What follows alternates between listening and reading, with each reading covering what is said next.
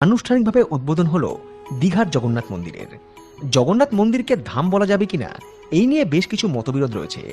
কারণ আদি শঙ্করাচার্যের মতে সনাতন ধর্মের চার ধাম ভারতবর্ষের চারটে তীর্থভূমি, যার উত্তরে উত্তরাখণ্ডের বদ্রীনাথ, পূর্বে পুরীর জগন্নাথ, পশ্চিমে গুজরাটের দ্বারকানাথ এবং দক্ষিণে রামেশ্বরমের রামানাথকে বোঝায়।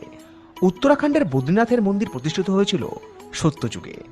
অলকানন্দা নদীর তীরে অবস্থিত এই বদ্রীনাথ ধাম উৎসর্গীকৃত ভগবান শ্রীবিষ্ণুকে। দ্বিতীয় ধাম রামেশ্বরম প্রতিষ্ঠিত হয়েছিল ত্রেতা যুগে, যখন রামায়ণে রাবণকে বধ করার পর শ্রীবিষ্ণুর অবতার শ্রীরামচন্দ্র ব্রহ্মহত্যার পাপ থেকে মুক্তি লাভ করতে রামেশ্বরমে শিবলিঙ্গ প্রতিষ্ঠা করে তার পুজো করেছিলেন। দাপর যুগে শ্রীকৃষ্ণ ছিলেন গুজরাটের দ্বারকা নগরের রাজা। সেখানে রয়েছে গোমতী নদীর তীরে তৃতীয় ধাম দ্বারকাধীশ। চতুর্থ ধাম পুরী, যেখানে পূজিত হন জগন্নাথ, সুভদ্রা এবং বলরাম। স্বয়ং বিষ্ণুই এখানে শ্রী জগন্নাথ দেবরূপে পূজিত হন এবং শাস্ত্রমতে হয়তো এই জগন্নাথ দেব বিষ্ণুর কলিযুগের অবতার। তাই শ্রীক্ষেত্র পুরী হিন্দু ধর্মে বিশেষ মান্যতা রাখে। ঈশ্বরের বাস সর্বত্র।